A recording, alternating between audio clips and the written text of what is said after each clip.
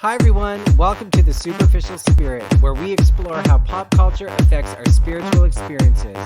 My name is Peter Breeze. Join me while we ask a very important question.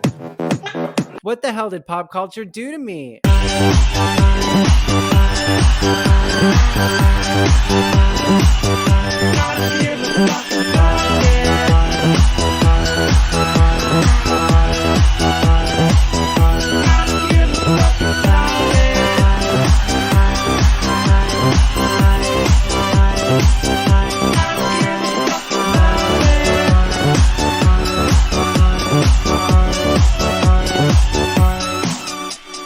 Hi everyone, welcome to The Superficial Spirit. Thanks so much for joining me again today. I've got a good one for you. I have 3 guests on the show today. They've all been on the show before, and they are all some of my favorite people. And I wanted to bring them on to talk about, you guessed it, nightlife. Oh my God, literally I can't stop talking about nightlife, and I haven't been to a club in probably 3 years. Even before COVID, I wasn't going to the clubs, but no, you all know if you've been listening to the show that I started it because I wanted to explore how pop culture affected people's spiritual experiences. And, over the past year or so, I do feel confident that, we've established some really interesting, unconventional ways that people can, have a spiritual experience, get in touch with their spiritual side, or even just attempt to heal, self-actualize. I'm really fascinated by people's journeys and the unique ways that they uncover truths about themselves and the world around them. And my 3 guests today all have something in common. As I said, I love them all, but we all come from nightlife. And, I've talked a lot about how magical nightlife can be. And I feel like because of COVID and because of the lockdown, I'm feeling even more nostalgic about that time of my life and for that community, because man, when I first found the clubs, it was like a warm embrace. And yes, there were some dark sides. I've been open about my excessive alcohol and drug use. Thankfully, those days are behind me, knock on wood. High budget here.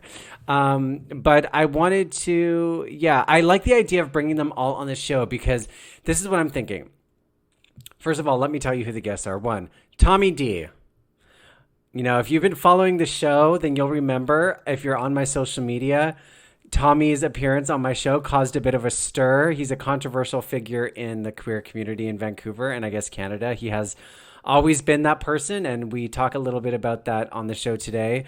But, regardless of what you think about him, regardless of what your experience has been with him, I have found a lot of comfort in his friendship, a lot of inspiration, a lot of guidance, a lot of help.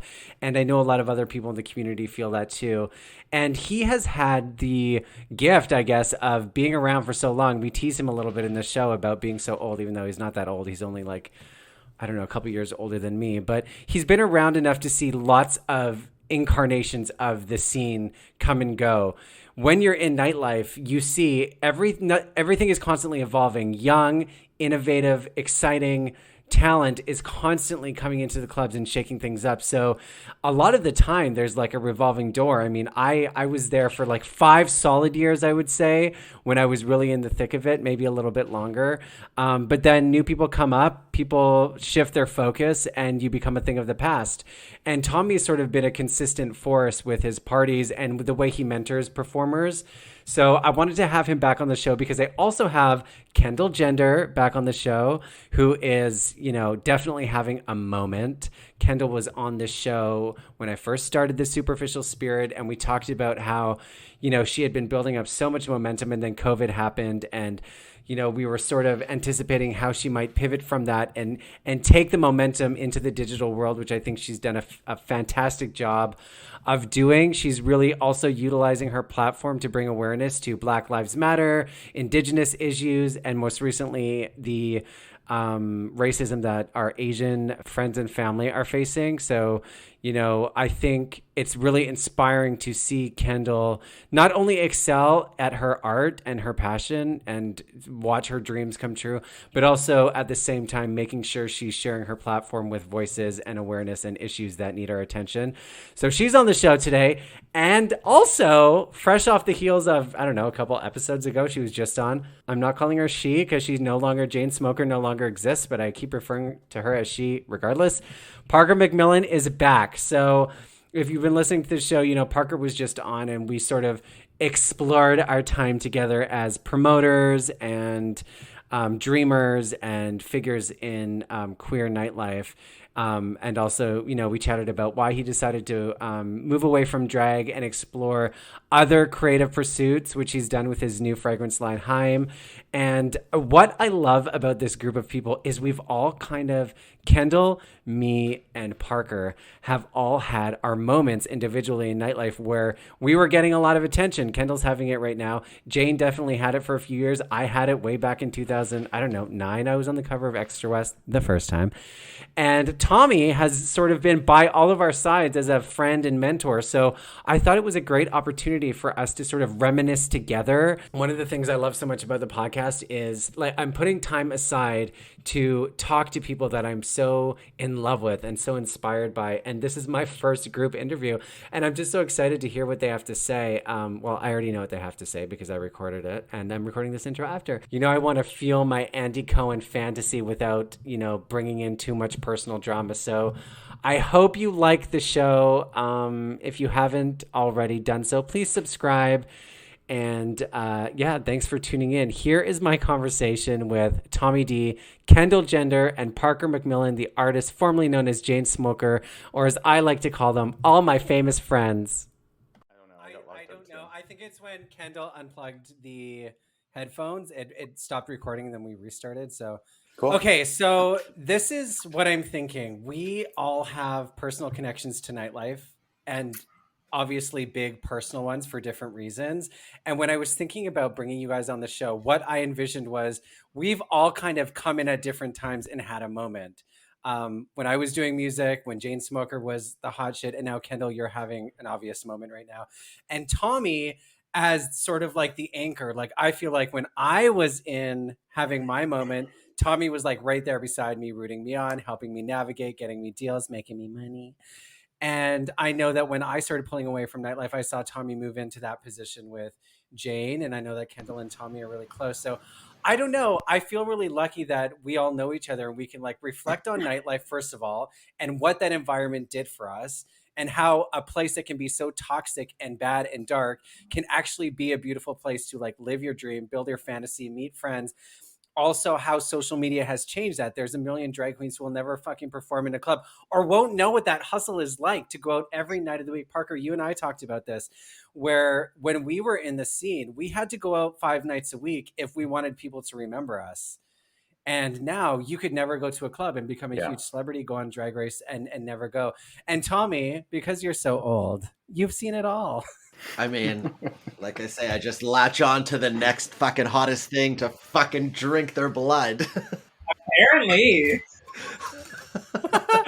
We're a year into the pandemic. I think all of our lives have changed. So, Kendall, why don't we start with you now in a year into the pandemic? How are you feeling? What's going on in your life? How has things changed for you in the past year or so? Yeah, I mean, it's definitely like up and down. I think like most people, obviously within this sort of like world that we're in, I think my feelings towards like the pandemic and entertainment have changed a lot over the course of the year. I think when it first started, I was like really, really, really bummed out. And I kind of just felt like, you know what, like fuck it, nothing's gonna happen. My career is over. Da da da da. Da. And I kind of was just like ready to wash my hands of it. But then once I got out of that funk, I sort of like took the reins on myself and just like pivoted to start doing other stuff. So I think like a year in, I feel totally different. And I'm really happy that I got the experience of the year to like do all these new things because like obviously even when what I know is entertainment reopens up, it doesn't necessarily mean that I'm going to like stop doing all of the online stuff. So it's kind of like the best of both worlds, bitch. I'm Hannah Montana. when the pandemic started, you were like, it's all over. There's nothing left. I'm going to stop. But I actually remember interviewing you almost a year ago. And I felt like you were one of the first people who was staying super present online. And when you thought that it was all done, how easy was it for you to get back into the zone without the live entertainment and strictly focusing on digital performances? Yeah, I think I allowed myself like a couple of weeks to like a month to like really get like, you know what I mean? Just like be sad and be like real as to what is actually happening in the world. But once I got out of that, yeah, it like I don't know, it's totally changed. And I don't know. I love the online world now. I love the aspects of it. I like the creativity. I like the connections with people. I don't know. Don't give me that side eye. I see your little sassy ponytail down there at the bottom of my screen. Why am I always so? Why does everyone think I'm so fucking mean? I mean, Wow, how much wow. time do you have? You tell me, Maleficent. Okay, what do you Oh want my to talk God. about? What do you want to talk about? No, okay, so how are you doing now? It's been a year in. I mean, you've taken a huge hit with your work. I know that you've Yeah. been struggling with, not being able to do what you do. So now that it's been a year in, what can you say? I talked to you the same time I talked to Kendall when I first started the show, and we were like, oh, we'll go back to the clubs, it'll happen. And it was still like not as daunting as it is now because it's been a fucking year and there's no end in sight. But Yeah. how are you feeling? How are you feeling, Tommy? After about 6 months of it, I realized that I have been completely depressed and it's not been great. And it's like it really has been hard. I mean, my entire life for the past 13 years has been live events and nightclub shows and concerts, and moved into theater and touring across the country and travel. And then, like, as a side hustle, there was always like, group fitness or my parents' travel agency or whatever, like all that stuff. And all three of those avenues were completely shut down. And, it's, I can sit here and kiki and be like, oh my God, yeah, like, I thought about doing, like, for me as an event planner, I was like, I thought about doing digital stuff, but I was like, that's not going to be fun for me. And then, you can always think like, things will get better. The light is at the end of the tunnel. But honestly, I've just come to the realization that this fucking sucks and I'm fucking over it. You know what I mean? It's really hard because Yeah. it also feels like, as someone who has taken this extremely seriously, by really isolating and, staying away from people. Like, I actually haven't seen Parker properly in a year. I mean, I think Wow. I picked up Parker's sprays a couple months ago for about 45 seconds on the middle of the street. Do you know what I mean? So it's like, I haven't hugged Parker in a year. Parker and I spent almost every fucking day together for a while. You know what I mean? So it sucks. It's hard. I hate it. I want this over 6 more months and hopefully it'll be over. And I just can't wait to get back to work. Really, Yeah. I'm a lot less hopeful and joyous than Kendall is. What was it like for you to be patient and then also see other people going for it and, trying to find ways to do events, trying to find ways to do live shows? I mean, it's not really a surprise for me to say of what I'm about to say is like, when I saw people doing events when they weren't supposed to, or finding loopholes or skirting issues, it was incredibly annoying. And it really stems from the fact that I was obviously jealous. Like, I'm not, too big to say that I'm not jealous of these people, because it's obviously what I want to be doing. It's what I want everyone to be doing. It's, well, not everyone. I just want to be doing it alone. But, but like, obviously it comes from, it stems from envy, and then that leads into anger, and then it leads into like, am I crazy? Like, why should I be following these rules? If no one, it seems like no one else is. But similarly to Kendall, like, my trajectory for work was like shooting up, right? It was going up. We were True. I can't even tell you the shows that we had to cancel, which were super, super depressing, but hopefully it'll come back, right?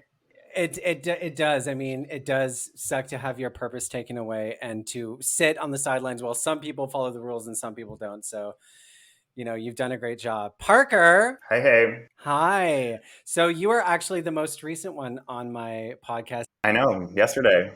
Yeah. I'm doing an interview with you every day. I feel like you and I have so many crazy memories because we promoted together and I met you right when I was like coming out of the crazy like party. Well, no, we still partied a lot together, but your life has changed a Yeah. lot, kind of like before COVID, but even during COVID, because you've launched your new fragrance business. And how are you feeling now? Like Jane's put to sleep, you're running this new business, you got a new love, you're in a new place. How is the pandemic treating you a year in? Well, unlike Tommy and Kendall, like my career was not on a trajectory going up. Like I had just retired from drag and just lost my job at the PR agency. So by the time like this time last year was in full swing, I was at ground zero. I had nothing going on for me. Like I felt honestly like pretty lost and like I don't know what I'm supposed to be doing, like who I really am anymore. I just spent 8 years being Jane, and I really thought my PR career at this agency I was at was going to take off, but then I got laid off from that, and I was moving back into my parents' basement. I was like, this is crazy. Like 1 second I'm PR person at an agency with a successful drag career living in Yaletown to nothing. So, being in lockdown gave me the forced opportunity to really kind of like reinvent myself in a way because I didn't have a choice. I don't know really how that reinvention would have gone if COVID didn't happen. Maybe I would have been just going to clubs more often and just doing the same kind of thing just without a wig on. I don't know. But it would literally isolated me and my partner and gave me months and months of being on CERB to kind of like figure out what I was going to do with myself and who I was going to kind of become, because it was a rare opportunity that I had that start from scratch. How do you think you would have dealt with the pandemic if you were in the middle of Jane and the height of like when you were really, really like living that life and then everything fucking stopped? I could not imagine doing online drag at all. I couldn't even be bothered to make an Instagram story at the end of my drag career, let alone get up in like 4 different outfits and go on location to do some dance in public in the day. Oh Like, my Yeah.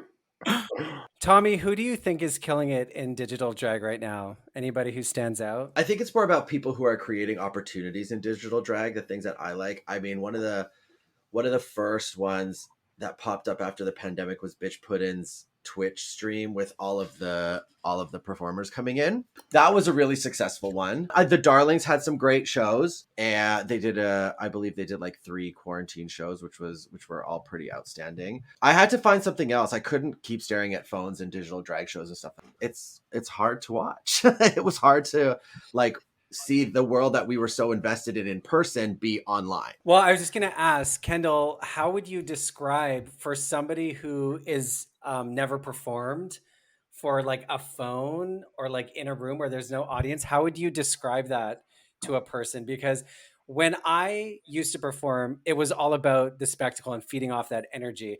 Even if you didn't do a very good job, you could find a connection with the crowd and navigate that. If you had, if my fucking cape lit on fire once, my microphone flew across the stage and my voice kept coming out of the speakers perfectly. So how would you? I don't know how I would have been able to take that energy and channel it in front of a fucking phone or with nobody around. How do you describe that process? Yeah, I think in the very beginning, a lot of us didn't know how to create content or what exactly to do. So for the first little while, I was just straight up, performing in my bedroom with like a velvet background behind me and like trying to do all these like crazy moves that I do on stage and literally just propping my phone up. And it was so weird because like I didn't know what else to do. So it took a little bit of time to like figure out something that would actually be, creatively fulfilling, and satisfying in that same way. Like for me, I much prefer doing the music videos because like, although yes, I don't have an actual audience,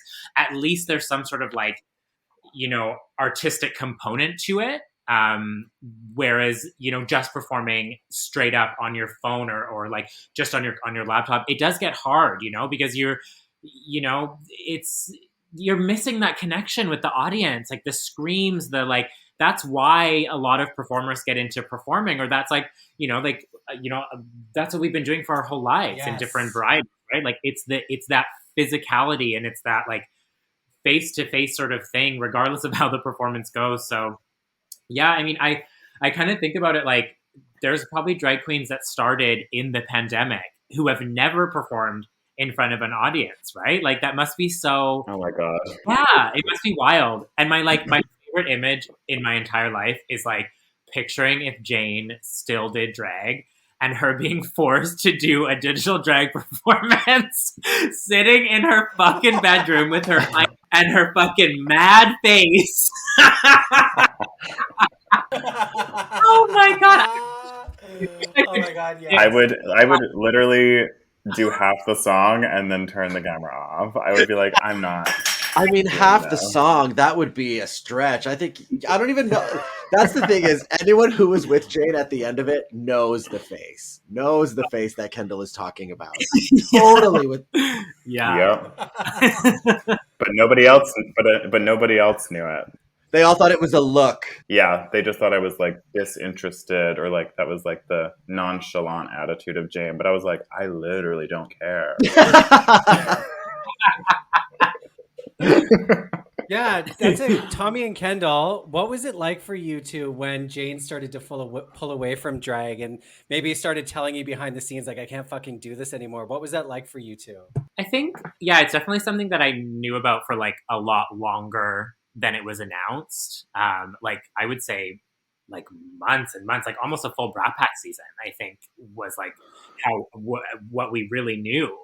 And for me, I think Jane was and is someone that I've always looked up to so much. She's like, my drag idol and like my sort of like media idol that I've always looked up to since day one. So for me, it was more sadness, I think, than anything else. It wasn't like, I wasn't mad at her. I wasn't like, like, oh, what the fuck are you doing? You're leaving us behind. It wasn't anything to do with that. I was just genuinely like sad to lose that, or I thought I would lose that sort of like, idolization or that person that I had looked up to. So for me, yeah, it was more just, it was just sad to see that she was kind of forcing herself to do something that no longer made her happy. And I think that was kind of like the heartbreaking side of it. And I think the hardest part is that kind of what Tommy said is nobody knew. Because the audience didn't know, like, Instagram didn't know, fans didn't know. Nobody had any idea how she was actually feeling behind the scenes. So it was tough sometimes to see her like go onto the stage knowing how unhappy she was, but still doing it anyways. It kind of like broke my heart. Kind of makes me sad talking about it now. Yeah, I think it's first of all, I think it's really funny that we're talking about this person as if they're not alive. But I'm here. It's kind of but so when Parker decided to, I'll never forget the conversation. Like Kendall, I also knew it was coming. Parker and I had traveled for a very long time, like for over a year together. I could see it. Parker also used to get ready at my house for like a good 6-7 months, and I'll never forget the screams from upstairs getting ready. But it was, Parker's a very smart person, and you have to end when you're on top. And I remember the conversation. It was, in Parker's interview when he was talking about Canada's Drag Race, and I remember the conversation that we had. I think it was like days before the end of the application. And he was like, I can't push send. I was like, okay, so don't.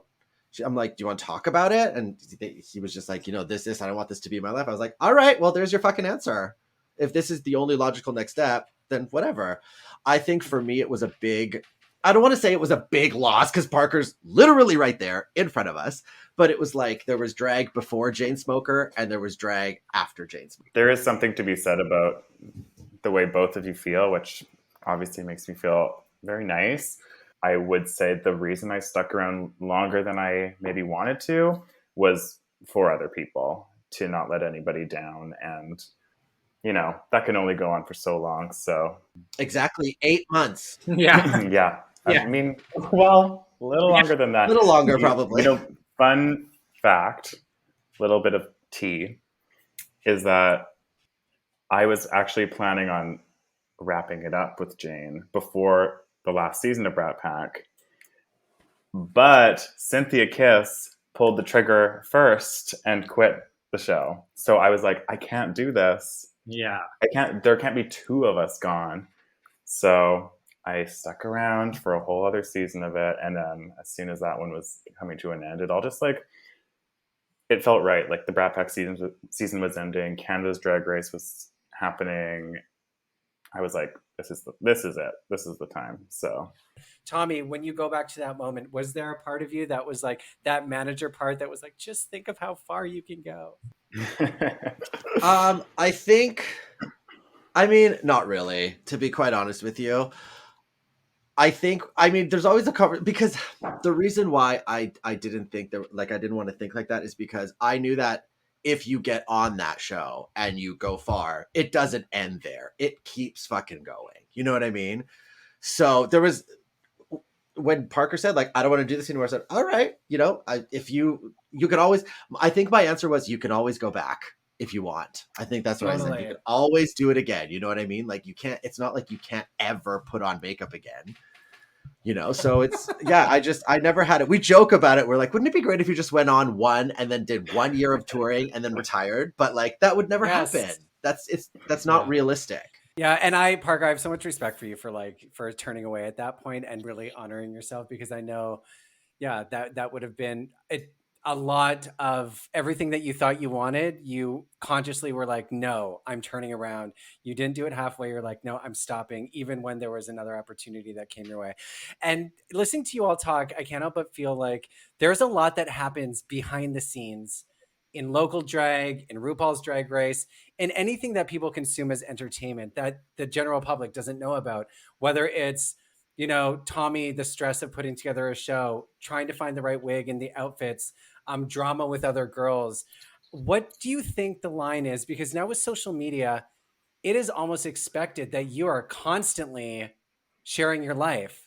You know, post every day, come on, do a live, answer all the questions, ask me anything. So, what do you three think is the line between I'm a public figure and I'm entertainment, and I'm not going to share this part of your life? Like, where do you think the line is between I want to let the fans in, I want them to feel the fantasy, I want them to follow me, I want them to love me, I want them to come to my show, but where do you stop? Where do you draw the line between, you know, I don't want to bring that drama out? Like, if you look at reality shows and Housewives and RuPaul's Drag Race, the Twitter is fucking awful. Like, the fans are so volatile, and the queens get pulled into this like confrontational environment where they can't help but like deal with things in a more public way. So how do you all, what was that like for you, being public figures in the Vancouver scene, knowing that shit was going on behind the scene in various areas? And how do you feel what's your responsibility in letting people in, or choosing not to share that part? I mean, yeah, I mean, I'll talk about, because I feel like I'm out of the three, like the most in everyday posting, doing all this kind of stuff right now, at least. Yeah, I mean, I love social media. I really genuinely I like social media, but I think that the biggest distinction, at least for myself, is that it's a fake world. Like, social media itself is like something that is created. So I like my social media and like my presence on social media to make people feel happy and feel uplifted, whether that is letting them in on my life or not. I just I don't have a good time when I go on social media and I see people being horrible. Like, I don't have a good time reading through those tweets or making shitty stories or call out culture, all this kind of stuff. I don't like that when I see it, so I don't participate in it in my own personal drag career, or like my personal as a quote unquote public figure. But that's just me personally. It's because I am very I'm a sensitive Cancer. So when stuff like that comes on me, I don't like it. You know what I mean? I don't react well to it. So I, in turn, am not going to put that out into the world. I like it to be, I don't know, just a happy place that I enjoy going to and like looking at beautiful pictures and learning about stuff, you know?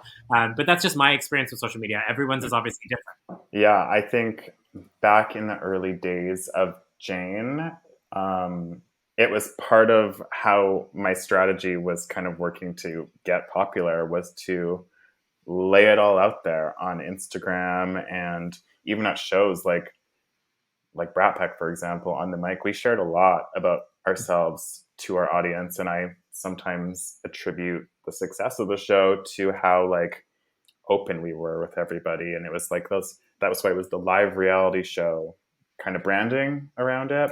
So I I knew that's what people wanted and they still do. Everyone wants to know everything about everyone all the time. And social media is the vehicle to do that. But there is the flip side to it that I would never want to go down that road ever again because it can turn toxic so quickly and people can decide that they deserve to know everything about you or that you owe them something, and it can get like a bit too much. So when you say where's the line, I don't really know. I went from one extreme and I now go to the other. I don't ever post on social media. I don't want anybody to really be in my business, and other than what I do for work, whether it's my PR work or with my business, Heim. So I don't participate in that anymore because it's toxic.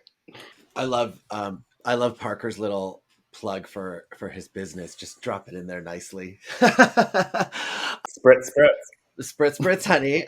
I have it in the bathroom actually.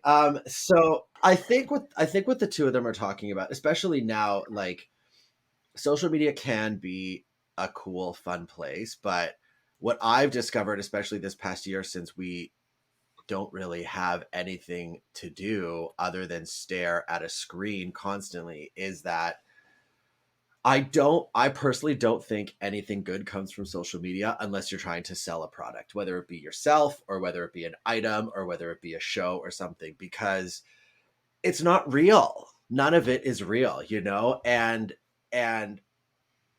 I mean, what some people post and think like, oh, I want to post this to make, like what Kendall said, to make someone feel good. On the flip side, someone may be looking at that and being like, what's the word that what am I trying to find? And not specifically you, but just like, I know there are some people who post these going like, you know what, this is great, I'm going to post it. This is going to bring so much happiness to the world. And then someone's going to see that and be like, why can't I have that makeup? Why can't I have that body? Blah, blah, blah. You know what I mean? So it's 100%. like, that's my biggest problem with it right now. And like, I don't know, where's the line? Like Parker, I've also kind of taken a step back from social media a lot because it's not fun. I like Kendall 10 years ago, loved social media. I loved Facebook. I loved, I loved being sassy with someone or bitchy with someone on Twitter or getting into a Twitter war or blah, blah, whatever. But like now it's just like, why? It's not real. None of it's real. Right. So, but I understand coming from, specifically with Kendall right now. Kendall is very, very, she's like the moment. That's what we all, she's the moment. So she needs to be available, right? Some of us don't need to be available, even if we are quote unquote public figures in the community, whatever it is. You know what I mean? Like no one cares. No one cares about what the fuck I'm doing on a Thursday. No one gives a shit unless I'm judging VNDS, right? Like no one cares. That's it. I agree with you 100%. And I agree. Like Kendall is a public figure. She's almost like a marketable product because she's a brand. And for that reason, her on social media makes sense because she needs to communicate with her audience. And then her following grows organically because people just continue to love her, and she's got to promote her shows and her merchandise. There is a reason for it. Whereas it's a marketing. I'm like, okay, here I am in my white t-shirt. Like, do you really need to see a picture of me in another t-shirt every week? Like, okay, no. I do. Well, I can text you all pictures of me every week. And just building on that, I remember, and then there's like, I feel like when you are involved so deeply in social media, there's almost like a pressure to constantly, like, okay, this is going to be really stupid for some people, but it was important to me. When I turned 37 this past year, I made a promise to myself that I would not Facetune or edit a single photo that I posted this entire year. That was like what I had to try to do. I was like, just try not to do it, because I would spend, I would take Oh, I know. 70 photos to find one that's the least ugly, and then spend an hour to edit. But this is just how everybody feels, right? Like, you find one, you're like, okay, this is the one that's not the worst. Then you spend like an hour face tuning. Like I would I would move my nose like a quarter of an inch to the left or the right, or like, and then I just woke up one day and I was like, what's the point? The pressure of constantly posting online is just so, that's why, like, for me, it's like, if I'm not selling a show, or if I'm not selling, like, one of my classes or whatever, I just don't care anymore. It's not fun for me. There's a part of me that also feels a little bit guilty about anything that I would post about my life from like a place of white privilege or just privilege in general. Whereas like a few months ago, I was like, oh, I know, I'll like post pictures of my apartment to have content because I'm proud of the way it's decorated and all that. But then posting it just makes me feel also kind of bad for people that don't have homes or have like less, fancy living situations. So I'm like, what is the purpose behind this? Is it to brag? Because that's not what I want to be doing on social media, but it can most certainly come off that way, of like, look at all these things I have, look at how, or like all these, buff people or beautiful people that are like, look how attractive I am, or look It's how the much buff money people. I have Yeah. with all my designer clothes. It's like the fine line of being, open to your audience, but also bragging. So I just don't feel super great about it these days. But do you all feel like, it was clear you don't want to be a part of the toxic social media culture. You want to sort of only use it in a way that enhances your own personal experiences. But do you feel a responsibility as members of the community to call out bad behavior? There's a huge wave of like information about social consciousness. It's all going up. You need to be informed. You need to be aware. You need to be a voice. So how do you take a step back, but also stay engaged? Let's just go right back to New Year's Eve. You know what I mean? When all of those gays went to Puerto Vallarta and everyone was calling them out and like, basically, telling them where they worked, like calling their businesses, getting them fired. People were like blocking themselves, like they were leaving social media, because it was bad. Part of me was like, yeah, this is great. They absolutely deserve it. These people are posting where they're going, whatever. But then another part of me is like, what is the point? In 6 months, it's not going to matter. Like, I personally have been keeping a list of everybody this past year that I want to work with.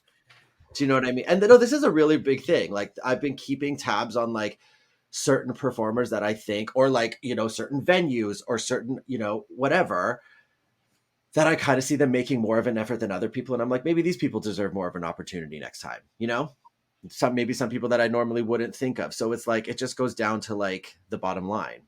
Well, it's interesting. What's interesting, Tommy, is like you used to be that voice. You were shamelessly the person who would be like, just that's who you were. That was your persona, but that's also who you are. Even privately as a friend, if you don't think I'm doing something, you'll tell me straight up without sugarcoating it. So, Okay. what? Okay, but that's different. Yeah, exactly. That's not me going like, oh my God, at fucking whatever, hot white muscle guy, blah, blah. Like, that's me going to a friend and being like, yo, Peter, you're a fucking mess. You need to sort yourself out. And I'm not doing it publicly. You know what I mean? Like, it's different. Also, like, things I used to do a long time ago, I can't count them anymore, right? Like, I can't, I'm not that person. I'm gonna reiterate on that just because that's just like my personal side of it too. And that's why like I like the relationship so much that I have with Tommy, because like obviously like everyone has made mistakes like in the pandemic and out of the pandemic, but like Tommy would take the time to like specifically message me privately and tell me his opinion or tell me what he thought about it. And I respect that way more than someone like making a shady story or a comment or that kind of stuff. It's like I value these relationships way more, especially people that you've known for years and years and years. It's like, just, I don't know, if you have an opinion to give on something, I just feel like maybe I'm old as fuck. Sometimes I feel really old when I say that, because like I feel like it's a totally different generation, because I feel like people younger than me don't agree with dealing with it one on one. They believe in the idea of dealing with it publicly. And I sit here like feeling like an old man when I say that, but it's like, it's true. I really do believe that it's a generation switch. Like I just value that so much more. But I think that just ties back into how everyone loves drama. And Yeah. it gives people, you know, an opportunity to stir the pot. And I agree with both of you guys, Kendall and Tommy, that I don't agree with cancel culture at all. I think going to the source, especially if they're in your own circle or your community, is absolutely the way to go. If it's a celebrity that you can't directly message and say, hey, stop doing what you're doing, you know, like all these men have been canceled over the past few years, like that's a different story. But somebody that is in your vicinity and is a phone call, text, DM away, what is the point of putting them on blast and, like, you know, making a huge ordeal out of it just because I don't know. And then nothing gets solved from it. Like, no, literally nothing. It just gets nothing worse. happens. It just disappears into thin air, and you know, it is what it is. I mean, one thing that you know, just talking on the celebrities or the famous people or whatever, like people that you can't get a hold of, just don't follow them. Just get them out of you. Like, my finger has been hot on that block button. You know what I mean? Tommy, do you wish that people knew like a softer side of you? Because I think all three of us, like Kendall just came to your defense and was like, basically, I know that Tommy can be whatever, but he is actually a good friend. He stands up for what he believes in, and he takes time to take care of his friends. Parker, I'm sure you've had that experience with Tommy. I know that I have. I don't think everyone deserves the softer side. There you go. But it's I think that's interesting because, absolutely, like, yeah. I think that's absolutely a fair thing. The thing is I'm not going to be one to say that I don't know what, you know, that my reputation precedes me before I walk into a room. It's been like that since I was 20 years old. You know what I mean? I made it that way. To a point, you know, it's my drag, right? That could be considered like my drag when you put the extensions in or straighten the hair or, you know, put on this outfit and stand behind the mic and be the Simon, quote unquote, Simon Cowell of this. You know what I mean? It's all a type of drag, right? But it's like, I mean, it is what it is. You know, I will not be able to change somebody's mind if I said something or did something to them 12 years ago and they just have not been able to let go of it. You know what I mean? To a point where, like, sometimes I don't even know that is the case, right? So we've all like been heavily involved in nightlife in various degrees. And I think we've all encountered toxic situations, whether it's like with substances or people. Can you guys tell me maybe about a situation that turned toxic that you had to walk away from? Because when, you know, it can be chasing your dreams, being in nightlife and being in social media can go hand in hand with destruction and toxicity and all of these things. So what are your personal practices with keeping boundaries? Oof. I can go. I'll give you an example. And this is kind of like jumping off of the last conversation you had. So there was, as far as keeping boundaries goes, I think for me, I always had to keep people at an arm's length away. Like that, and that probably is where the persona kind of helped me in that sense, because it was like everybody always wanted something, whether it was free entry, drink tickets, they want to meet this person, they want to go to the show, da da da da da da da. And if I didn't have boundaries, that's just so much energy to constantly give, right? So we are in this world of nightlife, you know what I mean? And it is a beautiful, crazy, creative, gorgeous, insane, dangerous, scary, exciting world. Like, you definitely can meet some of the, you know, best people in the, I mean, Parker, Kendall, and I all met through nightlife. I met you through nightlife. You know what I mean? Some of my closest relationships are people that I met through nightlife, but like most of them aren't, you know, most of them are just people that I see in that room. So like that's the boundary. This is the person that you get. You know what I mean? Like maybe you don't get to see the softer side of Tommy because I'm 10 tequilas in and that's just the person you're getting to see. You know what I mean? Like if you want to see the softer side, come at me on a Tuesday afternoon after a run or something. I don't fucking know. But that's, you know, that's what it is. Parker? I don't know. That's kind of a hard one for me to answer, actually. I feel like in terms of toxic people, I think near the end, especially of my time in nightlife, I kind of developed a little bit of a hard exterior, which maybe where I was often described as very cold and like kind of, you know, a bitch, if you will, because I gave off that kind of aura about me, not because I was miserable or, you know, actually a terrible person. I just was protecting myself a little bit from people feeling like they could just penetrate my bubble of comfort. So I just, you know, stank face and kind of keeping my walls up, doing my own thing. That was kind of a protective defense mechanism, I think. So in terms of the substances and partying and all that stuff, it is very easy to get swept up in that when you're kind of the moment and you get free drinks all the time and people want to offer you this and that and the party never stops when you're kind of like an it girl or an it person. So that is, you know, something that can be very tricky, and I'm glad it's a thing of the past now. I feel like it definitely was a factor in my decision to want to wrap drag up, is getting out of nightlife and being out of that environment where alcohol was so prevalent and stuff like that. So that would be the boundary that I put up, was actually just leaving altogether. Ditto. Yeah. Kendall? Yeah, I mean, obviously I'm very public about my like issues with substances and drug and alcohol abuse. And I think like the easiest way to describe that is that like when I first started doing drag, I don't necessarily know if I was like, this might sound weird, but I don't necessarily know if I was 100% in love with drag. Like I did it because I was like using drugs and using alcohol, and it kind of was just like this fun thing to do.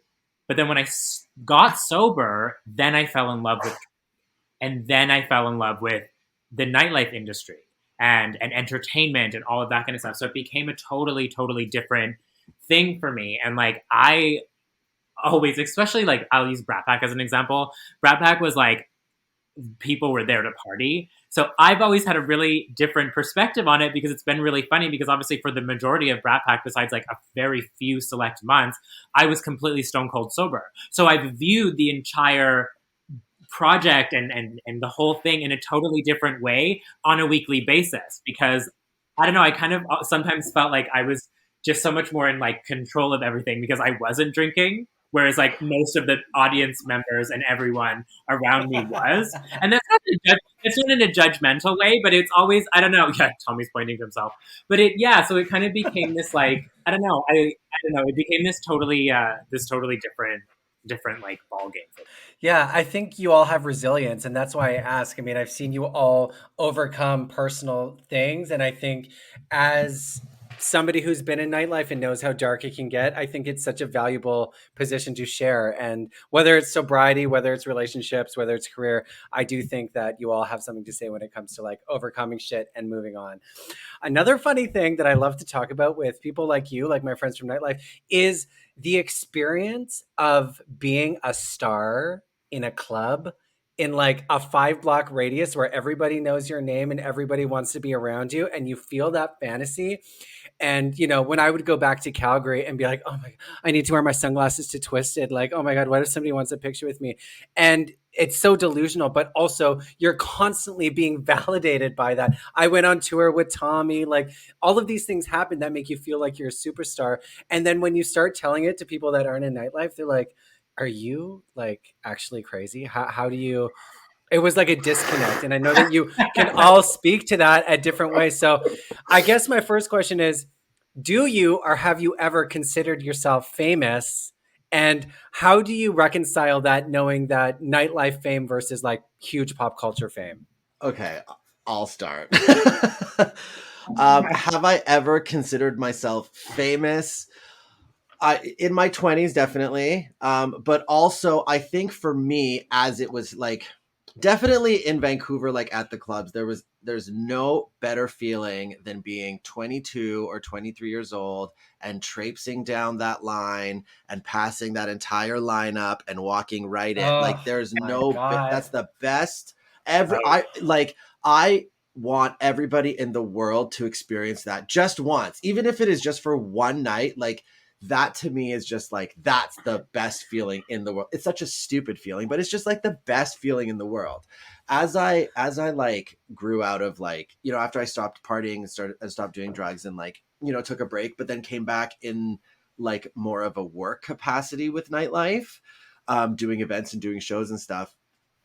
It always surprised me when I would go out of town, or when I would go, on tour with someone, and because I love running meet and greets. That's my favorite thing in the world to do. It, lets me interact with the people that are coming to the shows and whatever. And there are times where there will be people that will be like, okay, well, after we're done taking a picture with this person, can we like also have a picture with you? Blah, blah, blah, blah, blah.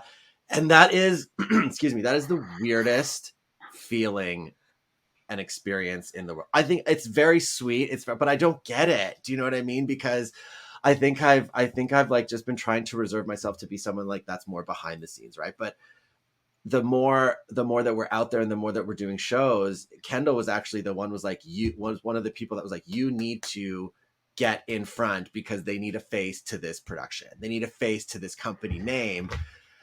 So I mean, it's just weird. It's I don't consider myself famous, but maybe to like, I mean, you can't see if we're not gonna, but there's that, you see that letter there? That's fan mail. That's the very first piece of fan mail I got after I started doing a show for Out TV. And it was this guy from this small town. And he was just talking about how important and special it was to see somebody like him on television in his like small, really conservative town. So like, Aw. that's why amazing. that letter hangs there all the time, because for all the fucking shit in the world, I can go back to that 6-page double-sided handwritten letter and just be like, it's not, all that bad stuff is not worth it, right? Because there's always that one, right? And that's Oh, like, I think that's what's really fun. And I think people who experience that, like myself, I think we have to also be okay with the fact to like pat yourself on the back for special moments like that. Mm. Because whether, some people in your own, what is it, locally adored, what is it, hold on, locally Locally adored, ignored, internationally, internationally yeah, adored. internationally adored. Hmm. So when you go away from your home city, I mean, maybe not international, like, let's just, I mean, that's just a saying. But when you Edmonton. go away from some, like, when, Provincially. yeah, provincially, municipally. Wow. After There it is. That's the end. Oh my gosh. Oh my god. I don't know. I mean, I consider myself well known. I think would be the like best way to say it. I don't know if I would use the word famous. But I do think that I'm like, You wouldn't? no, well, I don't know. I feel like I don't know. Not publicly. I do think that I'm like well known. I think I also like work very hard to like be well known, and like I feel like I've hustled my ass off. But like obviously, like I think back at like very, very, very special moments when I was like, in H&M or like at a restaurant, like completely out of drag, and like random people come up to me and they're like, "Oh my god, like I just want to say like I love what you do, like you're da da da da da, like can I have a picture with you?" And like really cool moments like that. So like if that is like quote unquote being famous, then I mean like that aspect of it, like I guess it is there, yeah. But it's I mean it's cool that like anytime your work gets recognized, right? To answer the question, yes, I have definitely considered myself famous, and it's all part of the fantasy. Drag is a fantasy in all forms, and I think the like illusion of like pseudo fame is definitely part of it. And I mean, like multiple people have my name tattooed on them. So that speaks for itself. Multiple people? Who? Some people that I know and some people that I don't. So I'm not gonna. Oh my God. I'll send you some pictures after Oh, please this do. interview. But it's all part of the drag fantasy, and I've like performed at these huge shows outside that were like Coachella level shit. And like one of them, when they did the roll call at the end, I went out with my phone and they like called my name and I filmed it. I remember. And sometimes I look back at that video and I'm like, what the hell was that? Like, how did that happen to me?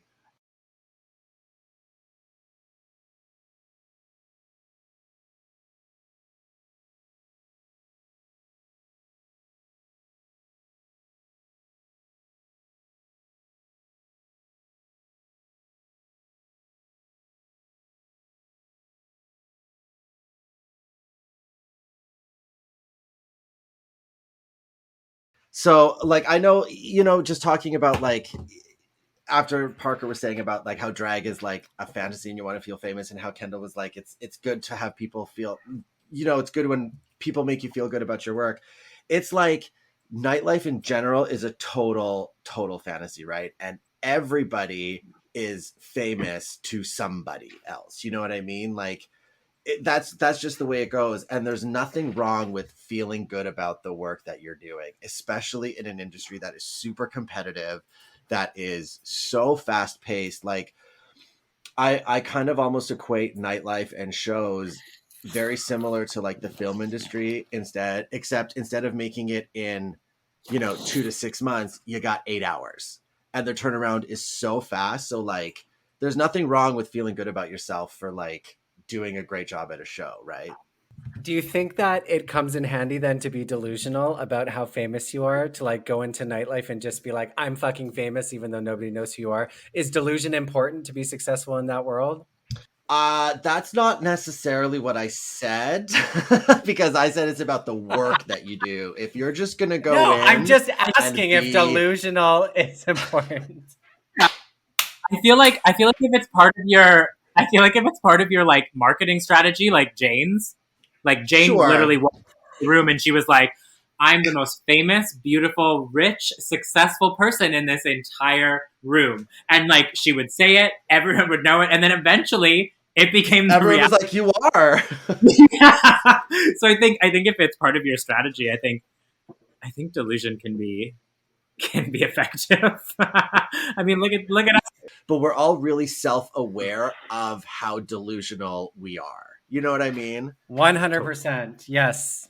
I don't actually think I'm Kris Jenner. Do you know what I mean? Like, oh, well, sometimes. I mean, she's. But that's the thing, is like we are very aware of our delusion, and I think that helps. Like, there's nothing wrong with being a little bit, of feeling your fantasy, but like, so if you don't know that, if you lose touch with reality, that's an issue. I think the fine line between delusion and confidence is really thin, because nowadays people will go out of their way to tell you that you are not something. It's true. People are negative and they will like try to bring you down. If you're feeling your fantasy, they want to tear you down a little bit. So I think a little bit of delusion, aka confidence, to be like, no, I am this person. I am this like famous drag queen, or I am this famous this or that, helps you to get ahead instead of putting roadblocks in front of yourself to like hear what the haters are saying, because there are 9 haters and 1 person, like Lady Gaga says. 99 people in a 99. room.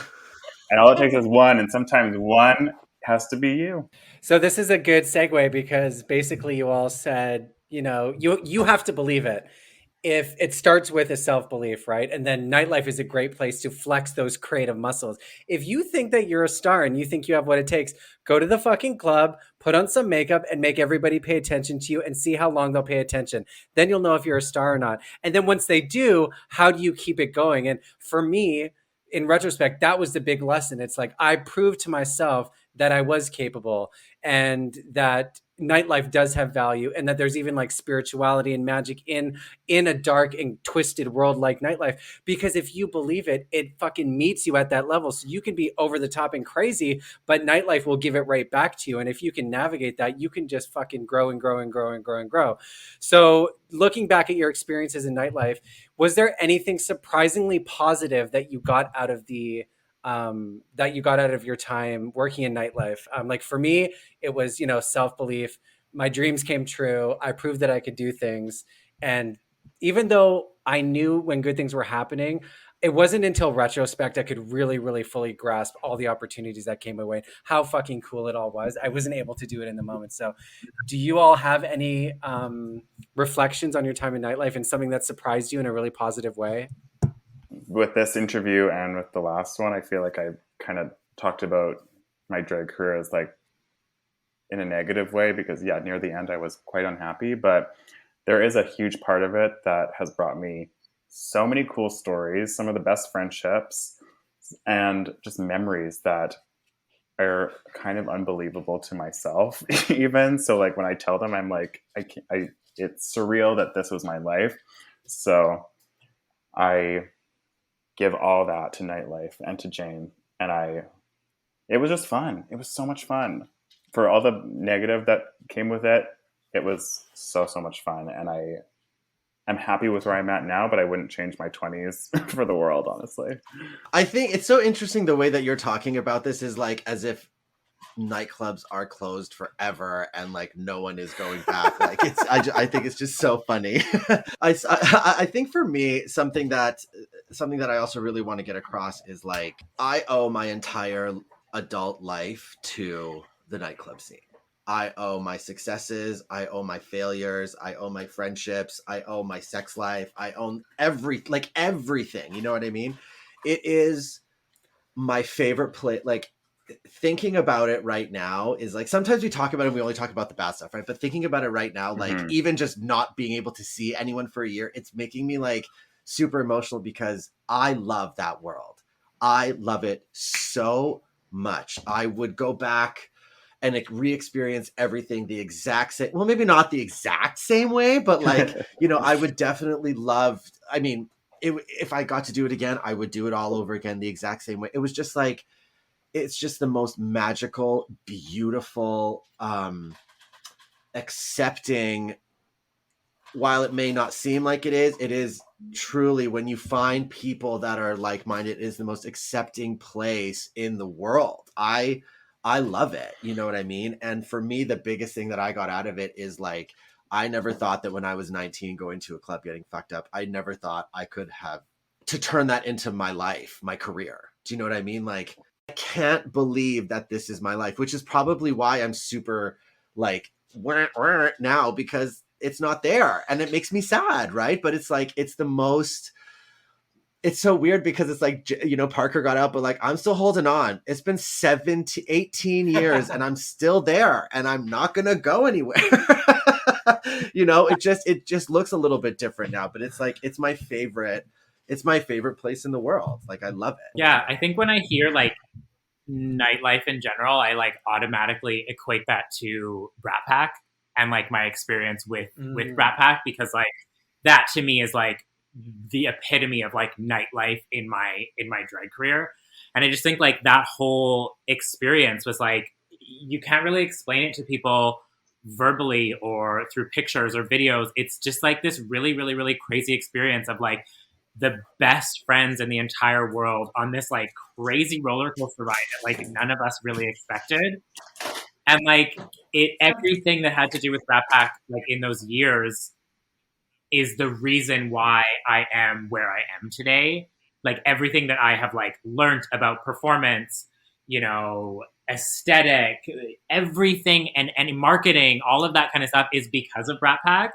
So like I always sort of like know that that's my like foundation to the entire like career and like quote unquote fame that I have now.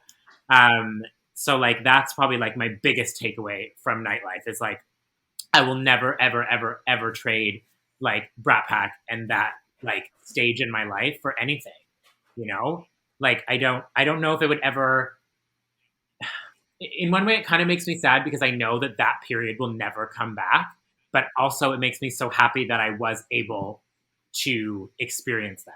Like, I will never be 27 years old with my best friends in the entire world in a fucking dancing pop drag group, like traveling around in matching like leopard print outfits. Like, what is that? Oh my God, it's so good. But I think what you need to realize, just take this as like a message from an elder, Kendall, is that it just like it evolves into like the next Totally. like evolution evolves into the next phase of your life. You know what I mean? Like I said, I was 19, I was doing parties for like 50 people to like, yes, it was a long time and there was, so many, hills and battles and whatever, but like to now it's like I'm going across the country doing shows in 2,500 person theaters. Like, what is that even? Like, you know what I mean? Like, just imagine where you're going to be in so like cool. 5 years. Like, that's what I love to see. Like, I love seeing these all of you beautiful babies come. That's why I latch onto you when I find you. Is like I see where you're gonna go, and it excites me so much because it's like you have no idea how great you all are. Like you really don't, and it's like a lot of people don't have that X factor, but the ones that do, I love watching it. It's just so exciting to me, right? So I'm excited to see where Kendall goes. Oh my God, me fucking too. I think, to be honest, I will say, like, yes, obviously we have had such a hard time with this pandemic and everything has been bullshit. But at the same time, it has, but it's allowed me to reflect on like all of the good things I had before, like never before. I was kind of like you, Peter. Like I was, you know what I mean? Like I was performing at fucking BC Place and I didn't really even realize that it happened until a few months later, until I was like in quarantine and I was like looking at pictures and videos and I was like, wait, what the fuck? Like your appreciation for what you did is it's so different. Like I'm so much more grounded and thankful for what I did in my career because I've had nothing but time. Like I'm proud of myself more than ever before because sometimes when you're constantly chasing that high and you're constantly doing all these really cool and crazy things, it's that like destination addiction. You know what I mean? You're never satisfied. You always want the next thing. You always want the next city. You always want the next venue. But it's kind of been cool to be like zen and be like, wow, when this does come back, I'm so thankful. And I know that I want and deserve this, I love that you were all able to share, like, because we were, there are a lot of dark points to the community, to nightlife, to social media, but it is important that ultimately we were all driven by our dreams. And there is so many amazing things that can happen when you put yourself out there. So I'm glad you all got to share that. And Kendall, you're right. Like distance, and Jane, Parker, sorry, you're going to start to feel this more and more like the further you get away from that time in your life. When I look back to 2009, it's like you can't believe how cool things are until you can see them from completely fresh eyes. I am not the same person. I'm not even close to the same person that I was back then. And so now when things pop up in my memory, when I see my music video, when somebody sends it to me that they're watching it, it's like I was living my fantasy and there was nothing in my way. I was just fucking it was it. I was living and I was breathing it. What an amazing gift that is. And it's taken me time to be able to like celebrate that and not look back with regret and not be like, oh, I wish I could have been sober sooner. I wish I could have been more focused. But fuck it. Like I was wild. I was in my 20s, but I was getting everything that I wanted. And what an amazing privilege that's been. And that's why I wanted you all on the show, because Parker, I got to see you like live your dreams firsthand. Kendall, you're fucking having the moment right now. It's been so cool to watch you. And Tommy, like we've stayed connected through it all. And I wanted to just all share this time and like look back and reflect. And thank you so much for joining me today. It's been so fun to reflect, actually. I mean, anytime I could see the three of you at the same time is a good day for me. So. Yeah. It doesn't happen often. But do you guys have any final thoughts? Anything you want to say before we wrap up? No, it's just been great to see you all. And I love and respect you all in your own special ways, but almost the same ways because you're all hustlers and inspire me so much. So the feeling is mutual. I just can't wait to get back to life. You know what I mean? I know all of us are itching for it, and it's going to happen, and it's going to be like the most part of me is so like scared, but in like a good way. Like I don't even know what's going to happen. And I think it's going to be the most beautiful time ever because we're all going to be together, and hopefully everything that is making you feel bad, like even me personally, like everything that makes you feel kind of bad about this is just going to like go away. And it's like just going to be such a magical, beautiful, romantic time. You know what I mean?